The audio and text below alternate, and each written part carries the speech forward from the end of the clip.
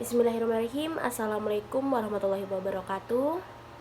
Ya, bertemu lagi dengan saya Ibu Khairul Hafidah. Gimana kabar kalian semua? Alhamdulillah, mudah-mudahan kalian semua dalam keadaan sehat walafiat ya, dan terus tetap semangat dalam mengikuti pembelajaran kita pada hari ini. Baik, sebelum kita mengawali pembelajaran kita pada hari ini, memulai pembelajaran kita pada hari ini, marilah kita bersama-sama berdoa menurut keyakinan kita masing-masing. Berdoa dipersilahkan. Berdoa selesai. Ya, terima kasih. Udah siap ya untuk mengikuti pembelajaran kita pada hari ini. Baik, untuk materi pembelajaran kita hari ini yaitu mengenai SOP penataan produk, di mana SOP penataan produk ini mempunyai 2 KD. Yang pertama yaitu 3.10 maksudnya, yaitu menerapkan SOP penataan produk drink, food, fresh, dan kosmetik di supermarket. Dan yang kedua yaitu KD 4.10, yaitu melaksanakan penataan produk drink, food, fresh, dan kosmetik di supermarket berdasarkan SOP perusahaan. Nah, di sini selain kita setelah mengetahui KD-nya, dan di sini saya mengharapkan tujuan pembelajaran kita kalian dapat menjelaskan mengenai SOP penataan produk, mengidentifikasi ruang lingkup SOP penataan produk, dan dapat membuat contoh SOP penataan produk di supermarket.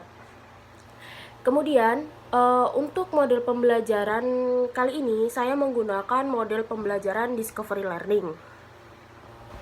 Nah, apa sih itu Discovery Learning? Nah, Discovery Learning yaitu proses pembelajaran yang terjadi ketika siswa tidak disajikan informasi secara langsung, tetapi siswa dituntut untuk mengkoordinasikan pemahaman mengenai informasi tersebut secara mandiri. Nah, ini sangat cocok sekali ya anak-anak dalam metode pembelajaran kita pada saat pandemi seperti ini. Jadi, kalian diharapkan untuk lebih menggali informasi yang hanya disajikan kepada kita. Nah, di sini kalian juga dituntut untuk dapat mendapatkan informasi yang lebih luas lagi. Seperti ya anak-anak. Baik, untuk itu setelah kita mengetahui KD-nya, mengetahui tujuan pembelajaran kita beserta model pembelajaran kita pada hari ini, kita langsung masuk ke materi kita pada hari ini ya, yaitu SOP penataan produk. Nah, di sini kita bisa lihat apa saja sih pembahasan kita dalam materi ini. Yang pertama yaitu ruang lingkup standar operating procedure atau ruang lingkup dari SOP itu sendiri. Kemudian penerapan SOP perusahaan, dan yang terakhir mendisplay produk sesuai SOP perusahaan. Oke, lanjut. Nah, di sini kita masuk dalam ruang lingkup standar operating procedure atau ruang lingkup SOP. Oke. Baik. Nah, di sini sebelum kita mengawali lebih dalam mempelajari materi ini, berarti kita harus mengetahui apa sih pengertian dari SOP itu sendiri. Nah, bisa kalian lihat ya dari PowerPoint ini. Jadi, SOP adalah suatu standar atau pedoman tertulis yang dipergunakan untuk mendorong dan menggerakkan suatu kelompok untuk mencapai tujuan organisasi. Nah, untuk lebih spesifikannya lagi, di sini kita kan ingin mengetahui apa sih SOP penataan produk. Nah, di sini kita harus mengetahui juga pengertian dari SOP penataan produk itu apa. Nah, bisa kalian lihat ya di PowerPoint di sini. Nah, SOP penataan produk adalah langkah-langkah yang harus ditempuh pada penataan produk yang dijadikan acuan atau standar dalam penataan untuk menarik perhatian konsumen pada sebuah toko. Nah, di sini kenapa sih adanya SOP penataan produk? Nah, karena adanya SOP penataan produk, kita dapat lebih merinci bagaimana kita bisa menarik si para konsumen tersebut. Nah, dengan demikian, apabila banyak konsumen yang tertarik terhadap toko kita, otomatis kita dapat mendapatkan banyak keuntungan ya, mulai dari toko kita ramai, kita mendapatkan laba yang lebih banyak, dan sebagainya. Oke, kita lanjutkan. Nah, setelah kita mengetahui pengertiannya, kita juga harus tahu apa sih tujuan dari SOP penataan produk itu sendiri. Di sini ada 5, yaitu yang pertama, agar petugas atau pegawai mampu menjaga konsistensi dan tingkat kinerja dalam usaha. Nah, jadi di sini juga bukan hanya penataan produknya saja ya. Jadi di sini semua yang termasuk dari SOP itu sendiri juga bisa meningkatkan kinerja mereka. Terus yang kedua yaitu agar mengetahui dengan jelas peran dan fungsi tiap-tiap posisi dalam organisasi. Jadi di sini mereka mengetahui kinerja mereka tuh di bagian apa saja. Jadi biar tidak saling berebut ya dalam pekerjaan. Terus yang ketiga yaitu memperjelas alur tugas, wewenang, dan tanggung jawab dari petugas terkait. Selanjutnya, melindungi usaha retail dan petugas atau pegawai dari kesalahan administrasi lainnya. Dan yang terakhir, menghindari kegagalan atau kesalahan, kerugian, duplikasi, dan pemborosan. Nah, di sini tujuan SOP sudah jelas ya anak-anak. Nah, selanjutnya yaitu kita harus mengetahui fungsi dari SOP itu sendiri. Yang pertama yaitu mengetahui dengan jelas hambatan-hambatannya yang mudah dilacak. Kemudian memperlancar tugas petugas atau pegawai atau tim-tim unit kerja. Mengarahkan pegawai untuk sama-sama disiplin. Kemudian sebagai dasar hukum jika terjadi penyimpangan, dan yang selanjutnya sebagai pedoman dalam melaksanakan suatu SOP itu sendiri. Jadi banyak ya banyak ya anak-anak fungsi-fungsi dari SOP tersebut. Oke, kita lanjut ya. Nah, di sini kita harus mengetahui apa sih kalau kita menerapkan SOP ini, kita harus tahu apa sih keuntungan yang kita dapat. Nah, keuntungan dari SOP itu sendiri ada 3. Yang pertama yaitu SOP penataan produk yang baik akan menjadi pedoman bagi pelaksana, menjadi alat komunikasi dan pengawas, serta menjadikan pekerja menata produk dapat diselesaikan secara konsisten. Jadi di sini lebih terstruktur ya kalau misalnya ada SOP penataan produk. Kemudian yang kedua yaitu SOP penataan produk juga bisa dipergunakan sebagai salah satu alat pelatihan dan bisa digunakan untuk mengukur kinerja petugas. Jadi setiap pegawai itu pasti mempunyai SOP-nya tersendiri. Nah, di sini kita dapat mengetahui bagaimana sih kinerja mereka di masing-masing jabatan mereka. Nah, yang selanjutnya yaitu para petugas akan lebih memiliki percaya diri dalam bekerja dan tahu apa yang harus dikerjakan dalam setiap pelaksanaan pekerjaannya. Jelas ya kalau itu. Baik, selanjutnya kita masuk ke materi penerapan SOP perusahaan. Banyak sekali ya penerapan untuk SOP perusahaan. Nah, di sini kita bagi dari perusahaan yang mengambil prinsip penataan produk secara supermarket. Nah, di sini yang pertama yaitu SOP penataan produk supermarket. Banyak sekali bisa kalian lihat di sini. Sebelumnya kita harus mengetahui apa sih prinsip penataan produk di supermarket itu sendiri. Oke, kita lihat. Yang pertama yaitu produk harus dipajang dengan cara sedemikian rupa sesuai dengan kesan toko. Jadi dengan adanya SOP penataan produk supermarket, kita juga harus tahu kita tuh mau menata produk seperti apa sih, mau seperti model apa sih. Nah, di sini kita harus tahu. Nah, kemudian yaitu perhatikan sifat produk. Nah, perhatikan sifat produk. Biasanya di supermarket kan banyak sekali macam-macam produk. Seperti ada produk food fresh itu, yang fresh itu biasanya kayak buah-buahan, ikan-ikanan seperti itu ya, kosmetik dan minuman dan lain-lainnya. Dari sini kita juga harus tahu sifat produknya itu seperti apa. Kalau misalnya makanan itu sifat produknya otomatis cepat busuk atau bisa sering terjadi kerusakan gitu. Nah, kita harus tahu gimana kita mengklasifikasikan kalau produk ini di tempatnya seperti apa, begitu ya.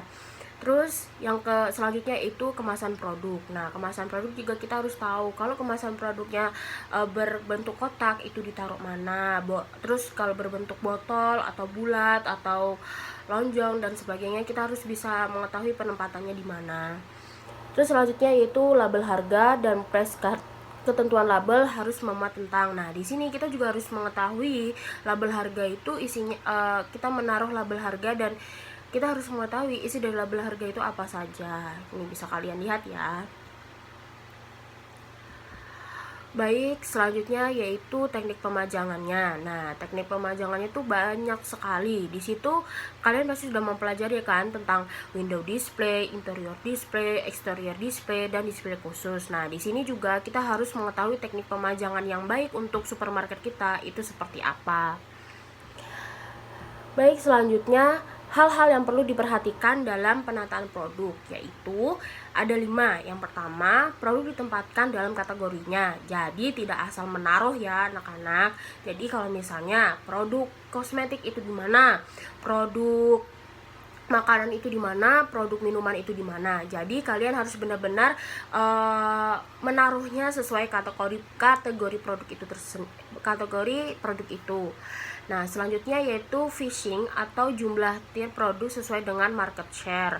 Nah, jadi kita lihat di tempatnya, misal botol ini berapa nih kita harus taruh. Misal 10 botol, kita taruhlah 10 botol. Jangan over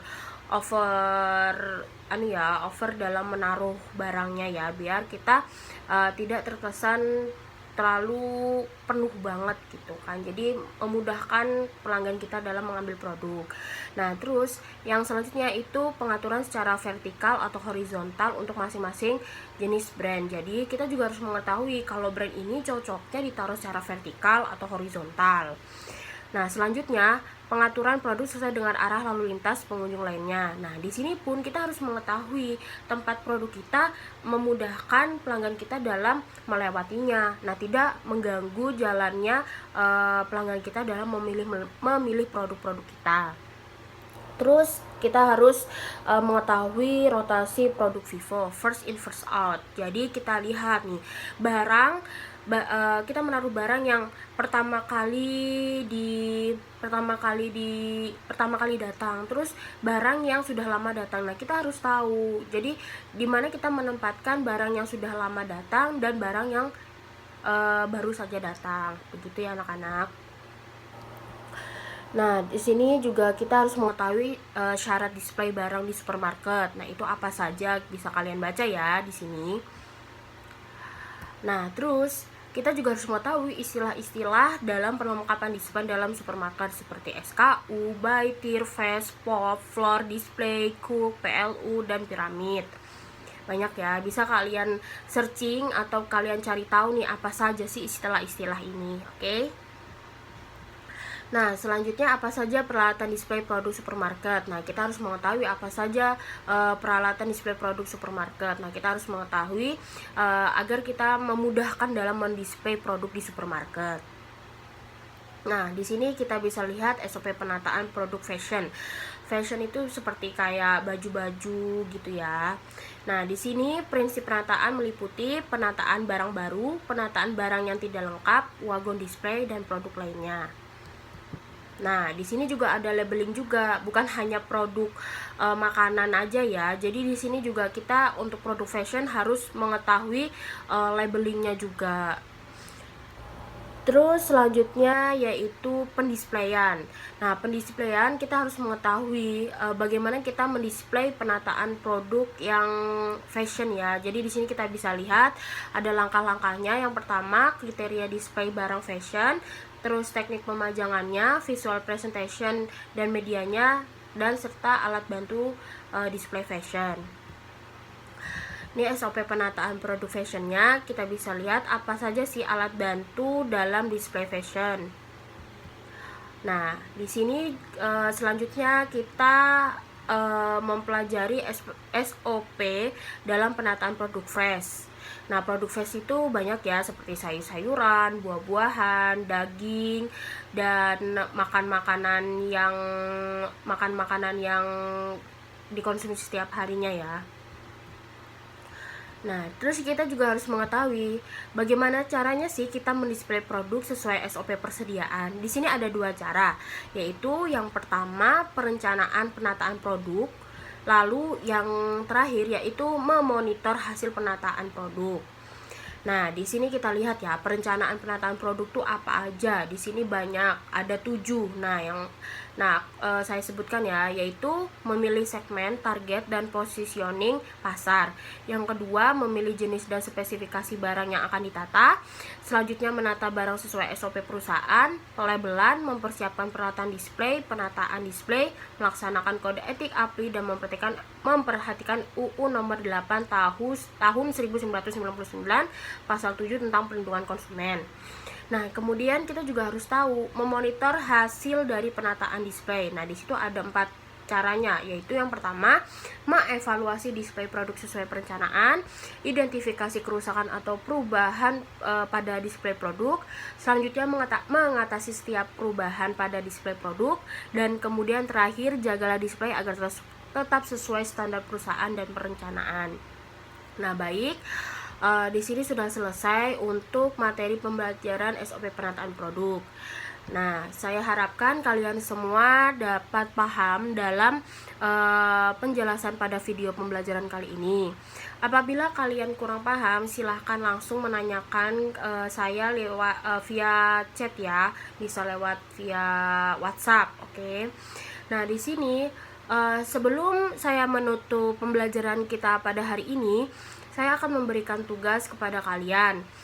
Untuk penugasan, kalian bisa buka di e-learning kalian masing-masing ya. Di situ sudah jelas apa saja tugasnya. Silahkan kumpulkan sesuai batas waktu yang ditentukan dan jangan sampai telat. Kemudian jangan lupa untuk absensi. Nah, di sini saya berharap kalian semua tetap semangat dalam mengikuti pembelajaran walaupun dalam keadaan pandemi seperti ini.